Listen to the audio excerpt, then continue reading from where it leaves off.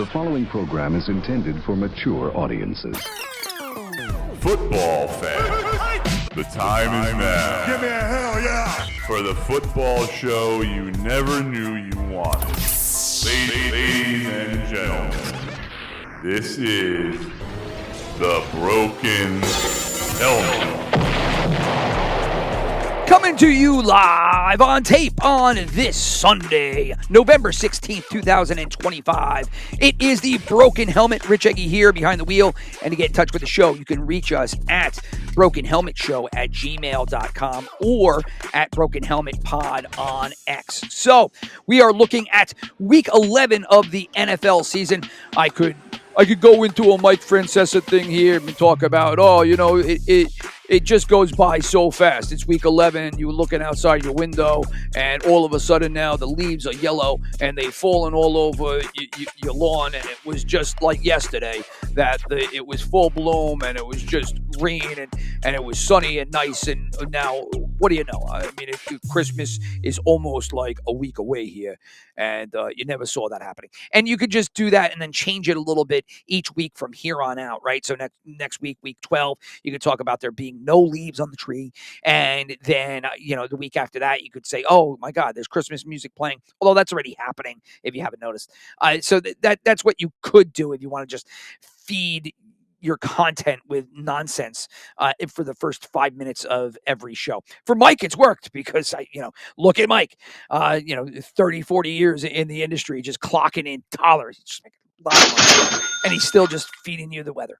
So anyway, week 11 here, one game already in the books, and that was the Thursday night game, Patriots over the Jets. We'll get to that in a bit, but we'll start off. We'll do abbreviated show here because my brother was unable to make it. We tried to fit a show in earlier in the week. We could not find the time, and he was away this weekend with his wife, Alyssa. Happy birthday, for a nice little getaway, and so sent me his pics. I said, that's fine. I'll do a little abbreviated show and just call it a day. So, but before we do that, I do want to dip into the stats from last week. So let's pull those up here. And this is what we're looking at. We will start with our usual first slate, and that will slide, and those are the favorites and the dogs, etc. The dogs won outright last week, 9-5, and of those 9 covers, 6 of them were outright wins. As for the overs and unders, they were tied at 7. If you look at the teases for all of those, they're both about even, right? So you got 9-5, 10-4 for the favorites and the dogs, and then you got 9-5, 8-6 for the overs and unders. So they have kind of evened out where you're getting the same kind of performance each week of everything so far through week 11 weeks. The favorite teasing leg is easily the heaviest of them all, that coming in at 76. And then you can see the rest kind of float around 70%. As for the home dogs, big favorites, other things that we track, the home dogs were 3-3. So they're at 50% for the week and 42% on the year. Big favorites, there was 3 games, 2-1. So the big favorites, which is a lead of 4.5 points or more, as we've defined it, is 54% on the year. Halftime leads were 7-4, so you saw a little downtick in performance from the halftime leads. They are usually at about 76%, not the case last week. And then trifectas, which I have said that, if you see a trifecta, that's when you kind of get, hair on the back of your neck stands up a little bit. Maybe I shouldn't bet this team, right? But last week, that wouldn't have been the case. They were 4-2, 38% on the year. So they performed infinitely better than they had been doing. So I still, I look at a trifecta and I kind of think, is this a game that I want to go the other way? Because if so, probably some money to be made there, but last week didn't work out. And then pros versus Joes, we haven't had that many of them recently or on the year. We did have one game last week, and the pros came in victorious there. And again, pros being defined as the sharps and the money pool, the tickets being the Joes. So that brings us to Chris and I. As you can see here, that for the year on the 272, which is when we pick every game, we were both 8-6. I have the lead on my brother there at 53% to his 46. As for super picks, I was 3-2, he was 2-3, and our best bets, I lost, he won. So everywhere else, Chris has beat me. Chris is 50% with his super picks. He's 80% for his best bet. I'm not even going to get into percentages of me because I'm terrible. Now, if you drill down a little bit as to how we got to where we are, far. On the season, we've been picking the favorites better than the dogs, but last week it was completely opposite.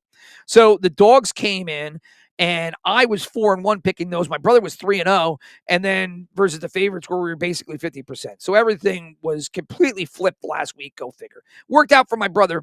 Again, it didn't work out for me. Horrific year, probably the worst I've had in about 3 years. I had a year like this 3-4 years ago. It might have been the COVID season that I was terrible. And this is kind of a revisiting of that year. It's been rough, and we'll get to that in 2 seconds. Sharps, tickets, and money pool. The Sharps were 8-5. The tickets in the money pool were under 50% on the year.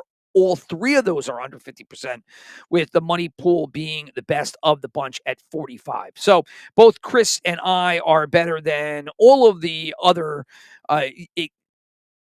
entities that we track, if you will. But it has not worked financially for me. But here we go. My brother has worked out for him because he hit again last week. Betting wise, he put down 1,200, went to the cashier, pulled back 2,180, so he was up over 900 for the week. So on the year, he's taken his bankroll, 10,000 to start, 1,000 worth of long season tickets. Those still open, obviously, but he has now worked his bankroll to 11,350. So marginally speaking, excluding the $1,000, that doesn't count here, he's up about 26% on the year. As for me, I put in 1,000. I pulled back zilch. So anybody that is looking at me at this point, you should be screaming, but also you should be looking at yourself in the mirror and asking yourself, what are you doing? Why are you listening to him? He's dumb as dog shit. But I put down the 1,000. I pulled back nothing. So on the year, I now have 4,000 left in my bankroll, just under 2,000 for my long season bets. And so that's a margin of negative 51% for me. So again, don't listen to me.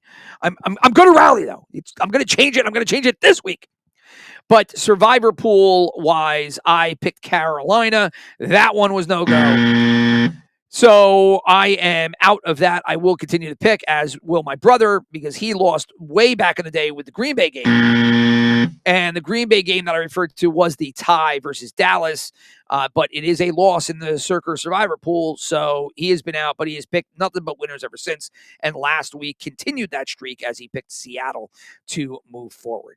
So that is the results so far this year for us. And we will just go straight into the games. Now we will begin with the review of the Patriots-Jets game. Patriots victorious 27-14. Half a point good for the favorites. That game ended up being an under, though. 41 was the total. 43.5, though, was the over-under. So first game of the week was a favorites and an under. The next game taking place right now is Dolphins-Commanders. This game being played overseas in Berlin. I believe it's Berlin. Is it Brussels? Oh, whatever. It's overseas. And the Dolphins right now are up 6-3. As I was looking, they were approaching halftime. 2.5 was the spread, so they're up 3, so they're covering as of now. Still a half of football to be played. But my brother and I both had the Dolphins. This was a trifecta game, and it was pretty heavy in terms of ticket and money pool, as they were both over 65% with Miami. So over-under, if you're looking at the over-under, at least the live line here, I didn't check it last time, but it was 47.5 with a score so low that has probably come down. But if you had the over or under prior to kickoff, it was 47.5. Let's go to the 1 o'clock games. And the first one will be the Vikings hosting the Bears. This line was 3 in favor of Minnesota, has now come down to 2 and a hook. And my brother and I both saw that, and we said, you know what? We're going to take Chicago here. The 60% of the tickets and the money pool are also in on Chicago, while the Sharps have had no action. 47.5 is the over-under if you were interested in the total. But that is where we are. The good NFC North battle, at least for the 1 o'clock game, could be of interest if you want to tune that in. I probably won't. There's other games in this 1 o'clock slate that I like better, but I will revisit. And if it's a the red zone game, I'll keep my eye on it a little bit. One game I will not be paying attention to because I was I wasn't forced, but I unfortunately went to a friend of mine's brother passed away, and there was a repast last week. So I did watch the Giants play last week. I had not watched in the 2 previous weeks because, as I said on the show, that once they lost that Bronco game, I was not watching anymore. I was done until they fired Shane Bowen, and they ended up firing Brian Dable because they were winning again in Chicago and then lost yet another lead. Of course, Dart went out during that game, so that contributed a little bit. But that forced me to watch my best bet of last week go down because that was Chicago. And even though they won by 4, they should have lost the game outright had Dart not gotten hurt, or at least had the defense hold up or Russ Wilson play better than he did. None of that happened. So Chicago ended up winning a game they shouldn't have. Giants lost yet another game they should have, and away went Brian Dable. So here you have a change now of coaches as Brian Kafka ends up taking over the lead position of head coach and leaving offense coordinator, and Dable is out. And here you see the Packers favored by 7 on the road. It is now 7.5. So they threw a hook in there. Over under here is 42.5. The Sharps are going to be leaning in on the Giants. 70% of the tickets at 77% of the money pool are in on Green Bay. So you're seeing a lot of activity for the Packers in this one, as you probably should, because the Giants do have some injuries on the defense still, some new additions. Thibodeau is out for the week. And I went with the Giants. My brother ended up going with the Packers. I guess here I would go with the Packers, and I'd probably throw it in as like a best bet and maybe even for some of my wagers. The one thing that makes me super uneasy about this game is just all of the wholesale changes that you've seen from the Giants. Kafka from offense coordinator to head coach. Along the week, they've changed the way that they practiced, meetings, everything else. The players have been more or less quiet. You're just afraid. Now you got to change a quarterback too. I forgot about that one. Instead of Rush, you're going to get Jameis Winston. So there's a lot of changes to the Giants team across the board that you just don't know. Is this one of those games where they rally for the new coach, the new coach effects, which used to be almost a lock, and now it kind of is nothing. Like they change coaches, and the team will lose the next week anyway because they just suck. That's the way it is, and that's kind of how this should play out. I just don't know if it will. 7.5 is a lot of points. I do think that the opportunity is there for the Packers to run away from it. I'm just too scared with the changes to the Giants, superstition, all the rest. So I ended up going with New York, while my brother ended up going with the Packers. Next game up is going to be in Atlanta, where the Falcons are hosting the Panthers this week. I almost forgot what the teams were. I had to look down at what it is. But this is one of those NFC South battles that nobody cares about. But the Falcons are favored by 3.5 in this one. Carolina obviously blowing up.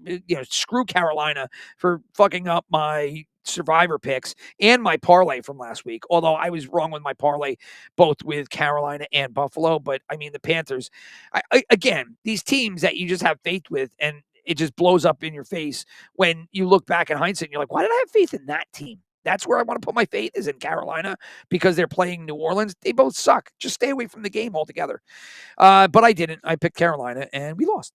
So Atlanta here is favored by 3.5. They are a trifecta game, although just a little bit. Both the tickets and the money pool are just over 50% in favor of Atlanta here. 41.5 is the over-under. I'm going to take the Falcons here, as is my brother. That'll now bring us to an AFC battle, Chargers versus Jaguars. So we've got the left and the East Coast taking each other on. This one game is going to be played in Jacksonville. The Chargers are going to be 3-point favorites on the road. 43.5 is the over-under. Sharps are going to be with Jaguars.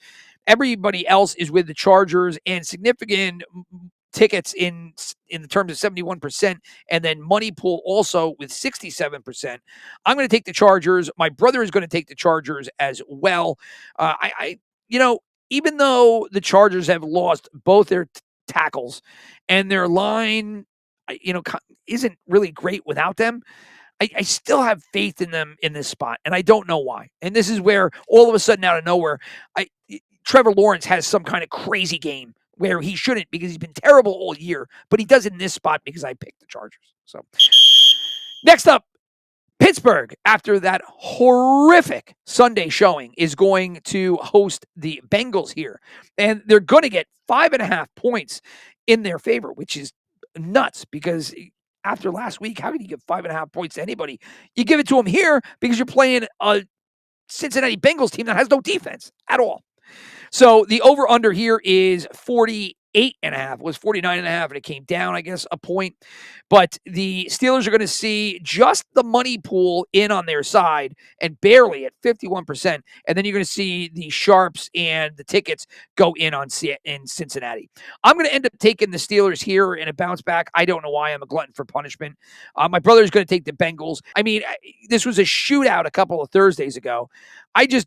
I don't know. There's something about this game. I don't see the same thing happening for the Bengals on the road. But the question becomes, can the Steelers do it here at home? And Rodgers has shown you nothing, but he's going to have a chance here against a defense that doesn't exist. Bills taking on the Buccaneers. Good game, even though the spread doesn't think so. I'm interested in this one. Bills are now 6.5 point favorites versus Tampa Bay. They were 5.5. They got a whole full point here between Wednesday and now. 46.5 is the over-under. Sharps don't have a lean. Money will be in on Buffalo while the tickets will be in on the Buccaneers. Give me the Buccaneers here. I like Buffalo, and I think, again, kind of like Green Bay, this is one of those games that they could run away with it. But, I've gotten burnt by Tampa Bay plenty enough in 2025 that I'll take, Baker here on the road to do some kind of backdoor action to blow this cover for Buffalo. So give me the Tampa Bay, but give my brother the Bills, and I think that's probably the better side of it. But I'm trying to do this uber smart thing, although, look, my bankroll shows you that I am not. Texans taking on the Titans. Titans coming off the bye. Now they're at home. This game was 6.5 points in favor of Houston, if you can believe that, with Houston that has no offensive line whatsoever. But they were 6.5. People like that, or liked it for Tennessee, because they ended up betting that down to where it is now, which is 5.5 currently for Houston. 37.5 is the over-under. Not expecting any points here. Sharps are in on Tennessee. Everybody else is on Houston. Over 70% for both the tickets and the money pool there, so it is significant. I'm going to take the Texans here. I like them at 6.5. I obviously like them more at 5.5. My brother is also going to take Houston. And that is the 1 o'clock slate. Next up are all the 4 o'clock games, and you got a couple of good ones here. We'll start off with one, Rams hosting Seattle. This is the game probably that I want to watch the most next to the Sunday night game, which we haven't got to yet, obviously. But the Rams are favored by 3 over Seattle. 48.5 is the over-under. The Sharps are in on the Rams. And then 75% of the tickets and 81% of the money pool are in on Seattle. On the road in Los Angeles. I know Seattle has had a great year. The Rams have also been phenomenal. And if you ask me, from the NFC, I think the Rams are the team I like the most. I mentioned them as time has gone on here. At their best, I don't actually think it's close. I think if all teams are playing up to their potential, I think the Rams are the team that I want right now. And here they're playing the Seahawks, where, if you're betting on the Seahawks and the 3 points, and this will continually burn me, I don't care, because I've seen Sam Darnold play enough to know that he is playing better than he ever has before, but he is still Sam Darnold. And I'm sorry, I'm not buying it, especially not against Matt Stafford at home and Sean McVay. So give me the Rams. My brother obviously feels completely opposite, and he ended up taking the Seahawks. So next game is 49ers Cardinals. This game in Arizona. This was a game on my fantasy team. I ended up getting rid of Love because I just wasn't playing him all that much and I couldn't sit on him anymore. And then all of a sudden the Giants lost some defensive players. And I was like, oh man, I wish I didn't cut him. Who did I cut him for? I cut him for Jacoby Brissett. As I cut him for Jacoby Brissett, literally an hour after I made that move, Marvin Harrison Jr. went out and IR, right? With surgery or whatever. Is that this week? It was like, oh, geez. I probably wouldn't even have made that move had I knew that Harrison wasn't in there, because they've been playing really good, and Brissett's had, at least in my league with our scoring, over 20 points in his past 3 or 4 games straight, where Love has been like 5, 6. He had 130 something point.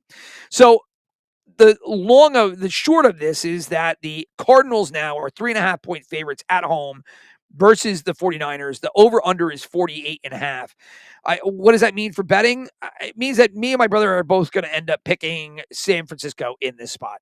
The Cardinals, they're just not a great team at all, and I am going to take the 49ers, even with all of their injuries throughout the year, and the 3.5, just because they have a better coach, and they've been getting it done due to the better coaching staff in numerous spots here. And for them to be where they're at right now, 49ers, that is, with the injuries that they have. I mean, that is just all because of that organization, the way it's built, the coaches they have, Shanahan, and then doing things like adding Salah to the staff once he became available last year. Smart teams make smart moves. And as a result, the 49ers, who probably should be, dead in the water at this point, are still fighting around because they get it done where they need to. And I think that happens again here. It was 3, it's now 3.5. Trifecta game in the 60s in terms of the tickets and the money pool for the 49ers. Another interesting game, although I think it's going to be a blowout. Chiefs, Broncos, AFC West battle. Chiefs favored by now 4.5. It was 3.5 earlier in the week. It's gone up a full point. Chiefs are favored by 4.5. The over-under is 44.5.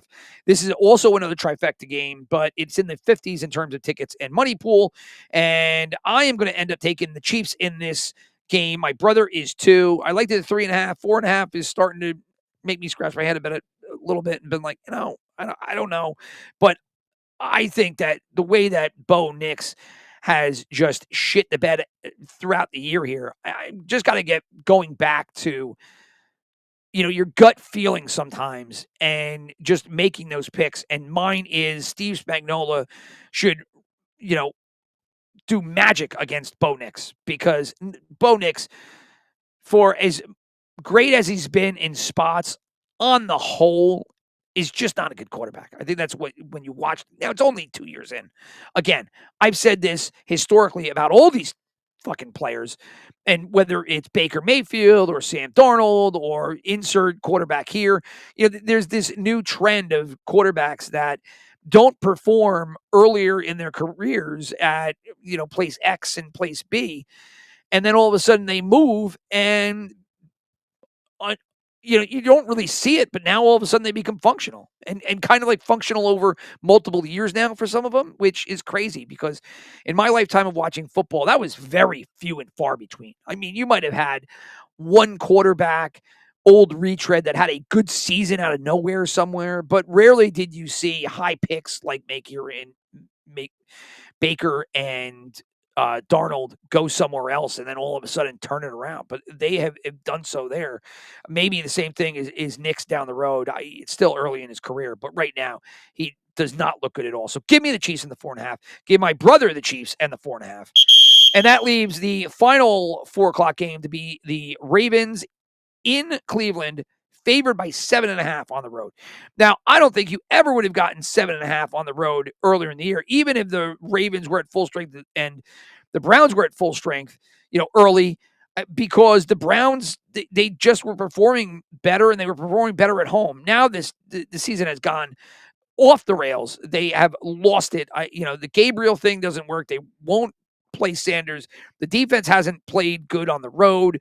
So, give me the Ravens in this spot, because even though it's 7.5, that doesn't scare me away. The Ravens have come back here and they performed really well so far with at least, Lamar Jackson and their offense healthy.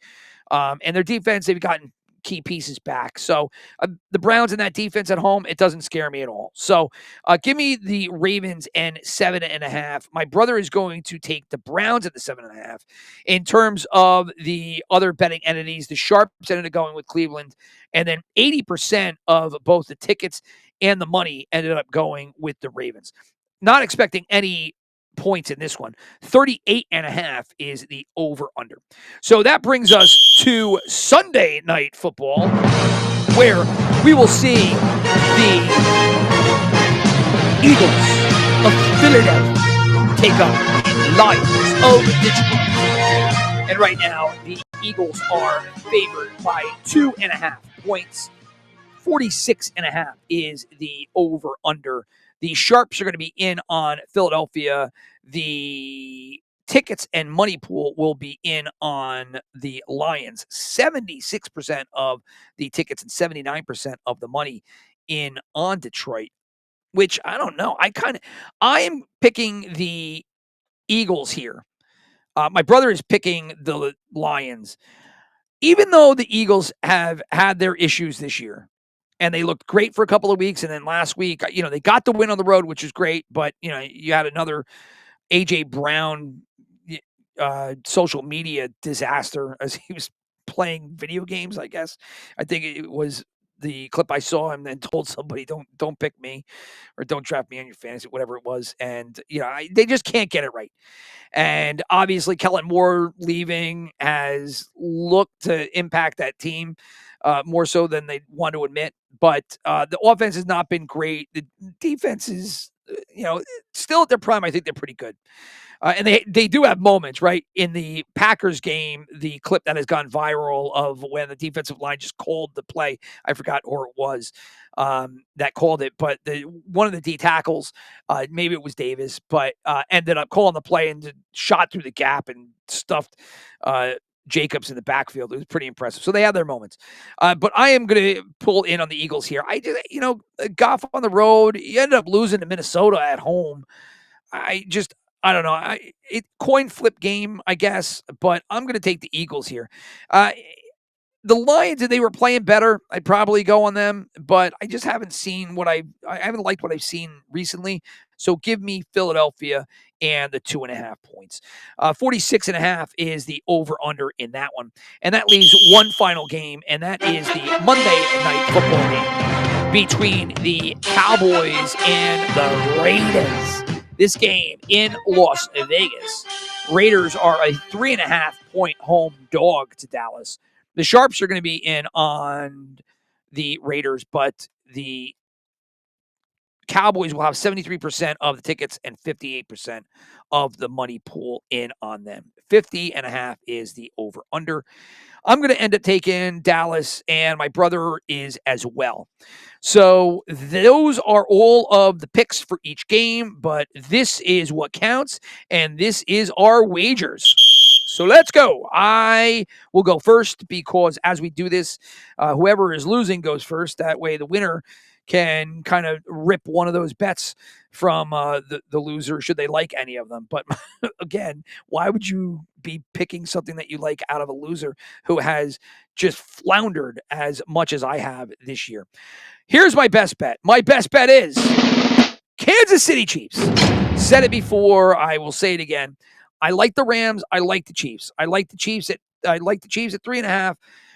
Now, I kind of thought, do I want to take the Rams at 3 instead of the Chiefs at 4.5? And, this, that, 6, 7. I'll take the Chiefs still at the 4.5.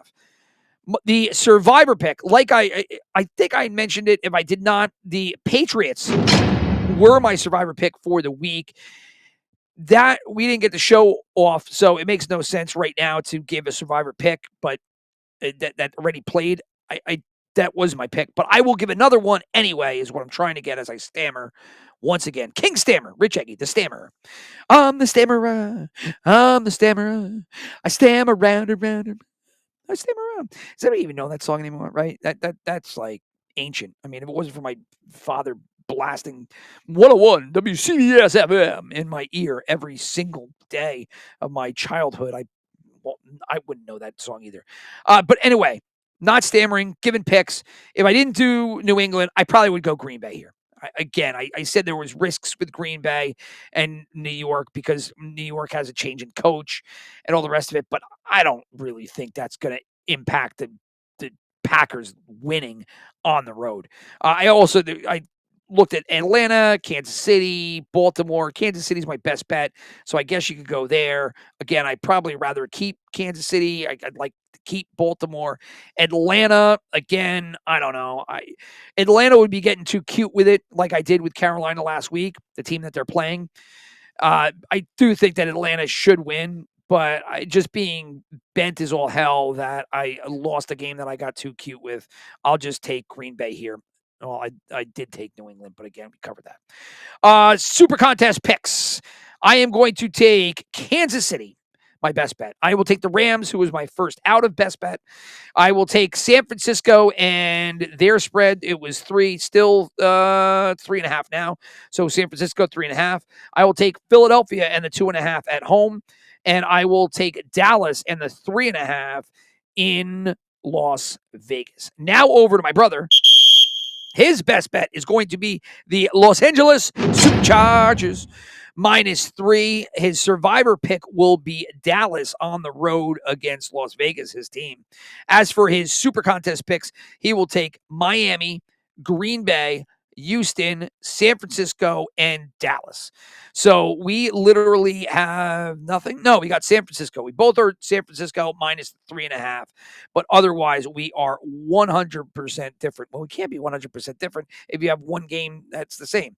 So I should say we have one game that we agree on. Everything else is different. So that's not 100%. That would, what's 1 out of 5? Who cares? 20%. So we're 80% the same. Doing math on the fly. Great content for a podcast that like 5 people listen to. So for those tuning in, I hope you enjoy my math content for you. As for gambling, this is where it is. This is where I will win 100% of all my bets this week. You can guarantee it. Proof is in the pudding. Just look at my bankroll. Los Angeles Rams. Give me 100 on them at -3. So that's 100 to pull back 190. Give me Kansas City -4.5. 100 to pull back 183. Now give me those two teams in a parlay and give me 100 for 350 back. So my best bets, it was my best bet, my first one out. I took both of them and I put them both together, and those were my first 3 bets. Then I will take a money line parlay. You'll have to change one leg because it already happened. I took New England. Then I will take Atlanta, Pittsburgh, Kansas City, and the Rams. So again, this is where everything goes downhill and right into the toilet because I have taken the Rams and Kansas City in my first 4 bets. So if either one of those teams loses, it kills all the related bets. But if they both win, you're looking for the elevator, etc. So escalator, elevator, whichever one. Ladder, right? So again, money line parlay, New England, Atlanta, Pittsburgh, Kansas City, and the Rams, 100 to pull back 562. Then give me the following money line parlay: Green Bay and Baltimore. I said Green Bay. I don't care, that it's the change of coach. It's not enough for me to pick them at the 7, but if I'm going to be doing a money line parlay, give me Green Bay and then give me Baltimore because Baltimore, I don't think they lose to Cleveland here. I'm sorry. It's not going to happen. So this would be in line kind of with the low stress bets Matt Kaplan, who brought on earlier, where you're taking lines that are -150 or greater. He doesn't, usually parlay. He might parlay 1 or 2. I saw his this week. Check lowstretchbets.com to see what it is. I won't ruin it because you should go and check out his stuff to see what the verdict is. But I liked what he threw out for this week as well. It's not my pick, but I did like it. So here, trying to do a low stress bet, I took Green Bay and Baltimore. I put them together, 800 for 1266. So this is one of the negatives of this kind of approach is that gambling is a zero-sum game. So if you do end up losing, you lose 100% of your money. And then whatever you put down, with this methodology, you usually pull back a percentage of your total bet, right? So for the 800 that I put down, I'm getting back in return 4 and change. So, it's not, if you're losing more than you win, but the idea is that you're trying to lock in something that has a higher percentage of winning. So give me the Green Bay Baltimore money line parlay 800 for 1266. And that's it for me. Let's go to the kid that's making tons of money. And that is my brother. Chris is going to start off his wagering taking the Chargers and their spread, currently 3, as we said, over the Chargers. Give him 350 to pull back 620 in return there. Give him a money line parlay of Green Bay and Cincinnati. So he's taking Green Bay, as am I. He's going with Cincinnati, currently the dog. So put 250 to pull back 940 with that bet. Then he's going to do an alt spread bet. I looked it over as I was getting the sheets ready this week. I do like this bet that he pieced together, and I thought about stealing it. It's just not fair. I've got to do my own shit here, especially to get out of the muck. And this is what he did. Buffalo, -2.5. Houston, -2.5. Atlanta, -2.5. So Buffalo, Houston, Atlanta, all field goal winners. And then Chicago +7.5. So Chicago can lose by up to 7 points. I think they probably win that game.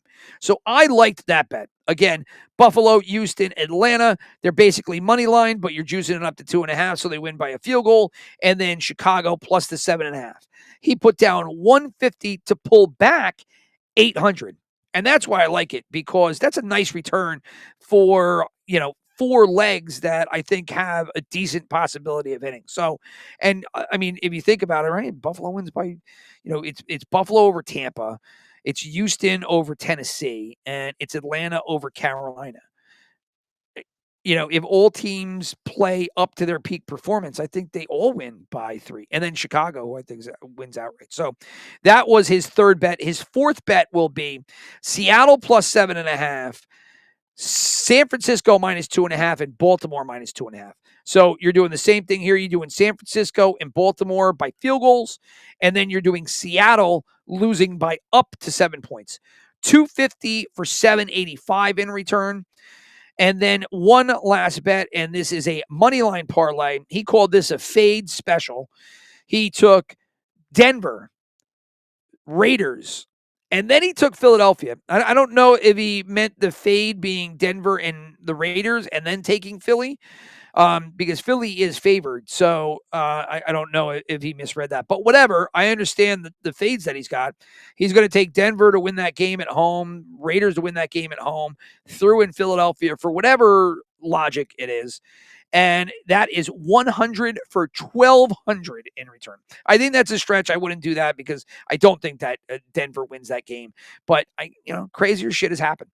So anyway, those are his 5 bets for the week. I've got 6. He's got 5. Again, if anything, go with him. Don't go with Edmois, because he is the one that is just cashing in. I have struggled all year and probably will continue.